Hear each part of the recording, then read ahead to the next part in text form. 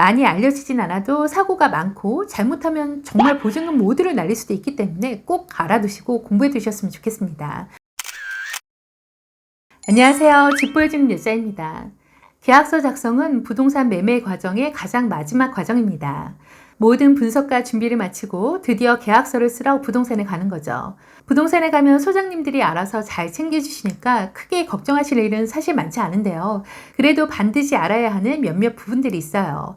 그래서 오늘은 부동산 계약 시 반드시 확인해야 할 두 가지란 주제로 이야기를 나눠볼까 해요. 첫 번째, 대리인 계약 시 대리인 서류 확인과 통화. 계약서를 작성할 때 보통 매도인과 매수인 그리고 공인중개사가 만나 계약서를 작성을 하지만 상황에 따라 매도인과 매수인 중 어느 한쪽이 대리계약을 할 수 있어요. 예를 들면 매도인과 매수인 중 한 명이 개인적인 사정이 있을 때거나 연세가 많아 거동이 불편하신 부모님을 대신하여 자식이 대리계약을 한다던가 아니면 상가의 경우 관리대행업체나 관리소장 등을 통해 대리계약을 하는 경우도 종종 있습니다. 대리인과의 계약은 잘못된 게 아니기에 크게 염려하시진 않아도 돼요. 다만 대리인의 자격이 있는지 그리고 그 대리권이 유효한지는 확인을 해보셔야 합니다.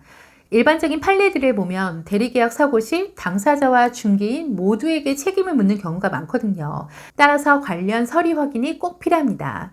대리계약 시 필요 서류는 본인의 신분증과 도장, 그리고 대리인의 신분증과 도장이에요. 더불어 대리인 확인 서류로는 인감이 날인된 위임장과 인감증명서가 필요합니다. 먼저 대리인의 신분증으로 얼굴을 대조해보고 위임장에 기재된 위임과 대리인의 인적사항이 맞는지 체크해봅니다.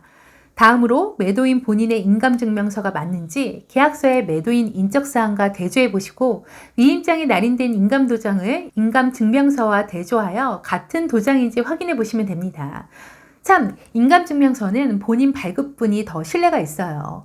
그럼 여기까지 서류적인 체크는 끝났는데요. 그래도 더 확실히 하기 위해서는 위임인인 매도인 본인과의 통화를 하시는 게 좋아요. 서류만으로는 위임 사실을 판별하기 부족하니까요.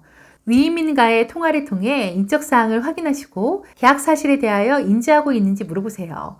영상통화면 신분증과의 얼굴 대조가 되니 더욱 확실합니다. 사실 대리계약은 서류 없이 구두만으로도 대리권이 형성되긴 해요. 하지만 추후에 모를 분쟁에 대비하여 서류 확보는 꼭 필요하다고 생각합니다. 참, 추가적으로 알아두시면 좋을 몇 가지가 있는데요. 먼저 의사 능력이 있는 미성년자도 대리인이 될 수 있습니다. 그리고 대리인의 부모 등 법정 대리인의 경우는 위임장 대신 가족관계 증명서로 대체하여 확인 가능해요. 그리고 임대차 계약 시 간혹 집주인이 해외에 거주하는 경우가 있는데요. 이 경우 해당 국가의 영사관 직인이 날인된 위임장을 대리인을 통해 확인하시는 게 좋습니다. 마지막으로 가장 중요한 부분은 대리계약일지라도 계약금은 계약서상의 매도인 본인에게 보내시는 거 꼭 잊지 마세요. 두 번째, 신탁 등기 시 신탁 원부 확인. 가끔 계약을 위해 등기부등본을 떼보면 갑구에 뭐뭐뭐 신탁이라고 표기되는 것을 볼 수 있어요. 이게 바로 신탁등기인데요. 신탁등기란 부동산의 소유권을 부동산 신탁 전문 회사에 이전하고 신탁회사가 해당 부동산을 관리하는 거예요. 여러분도 종종 보실 거예요. 분양권 계약을 할 때 계약금을 신탁회사로 넣는 경우가 많잖아요. 이렇듯 부동산 관리나 개발을 위한 자금 안정성 측면에서 신탁이 많이 이용되기도 하고 개인 물건의 경우 더 많은 대출을 위해 신탁 등기를 하기도 해요.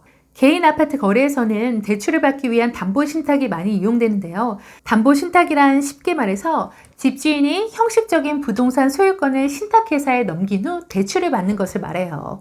이렇게 하면 집주인이 자기 마음대로 집을 처분할 수 없고 금융기관 입장에서는 담보 안정성이 높아져 더 많은 금액을 대출받을 수 있게 되는 거죠. 이러한 원리를 잘 모르시면 전세 사기에 노출될 수도 있는데요. 계약 시 등기부등본에는 갑구에만 신탁 표기가 돼 있고 저당권을 볼 수 있는 을구에는 아무런 내용이 없어서 이 집에는 근저당이 하나도 없구나 라고 생각하시며 임대차 계약을 진행하시는 경우가 있거든요. 하지만 이렇게만 보시고 계약하시면 정말 큰일 납니다. 이 경우 상세 내용은 등기부등본을 보시는 것이 아닌 신탁 원부를 확인하셔야 해요. 신탁 원부는 가까운 법원 등기과 혹은 등기소에서 발급이 가능한데요. 신탁 원부를 받기 위해서는 해당 부동산 주소와 등기부등본에 나와 있는 신탁 원부 번호가 필요해요. 하지만 신탁 원부는 인터넷이나 무인 발급기로 발급이 불가능해 반드시 등기소에 가야 하는 번거로움이 있습니다. 자, 신탁 원부를 확보했다면 반드시 권리관계를 먼저 확인하셔야 하는데요. 신탁 계약서에는 우선 수익에 대한 권리관계와 채권 회수 방법 등의 내용들을 꼼꼼히 보셔야 해요. 또한 특약사항도 살피시면서 위임에 관한 내용도 보셔야 합니다. 통상적으로 소유권이 신탁회사에 넘어간 부동산은 위탁자, 즉 집주인이 대리로 임대차 계약을 하려면 신탁회사의 동의를 받도록 되어 있거든요. 따라서 신탁회사 동의 없이 계약을 체결했다가 불법 점유로 집을 비워줘야 하거나 보증금을 몽땅 날리게 될 수도 있어요.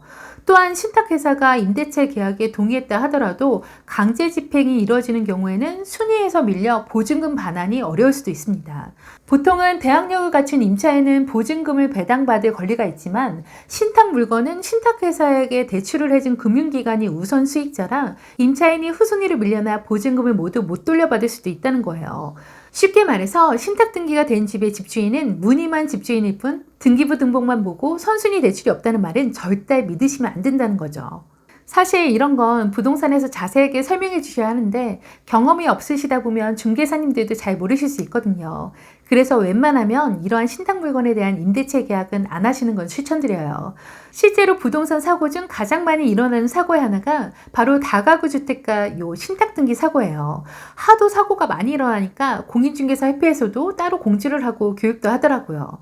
오늘은 부동산 계약 시 꼭 확인하셔야 하는 두 가지에 대하여 설명드려봤는데요. 특히 신탁 물건 계약은 좀 생소하신 내용이라 쉽게 설명드린다고 했는데도 조금 어려우실 수 있어요. 많이 알려지진 않아도 사고가 많고 잘못하면 정말 보증금 모두를 날릴 수도 있기 때문에 꼭 알아두시고 공부해 두셨으면 좋겠습니다. 요즘 전세 사기에 관해 깡통 전세 뉴스는 많이 나와도 요 신탁 계약에 대해서는 잘 안 나오더라고요. 여러분의 안전한 계약을 응원하며 오늘 내용도 조금이라도 도움이 되셨다면 구독과 좋아요 부탁드릴게요. 지금까지 집 보여주는 여자였습니다.